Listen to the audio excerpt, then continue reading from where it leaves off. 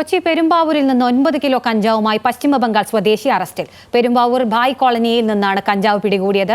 പെരുമ്പാവൂർ എസ്.പിയുടെ പ്രത്യേക സ്ക്വാഡും പെരുമ്പാവൂർ പോലീസും ചേർന്ന് കഞ്ചാവ് പിടികൂടിയത്. വിവരങ്ങളുമായി കൊച്ചിയിൽ നിന്ന് സഹിൻ ആന്റണി ചേരുന്നു. സഹിൻ, എന്തൊക്കെയാണ് വിശദാംശങ്ങൾ?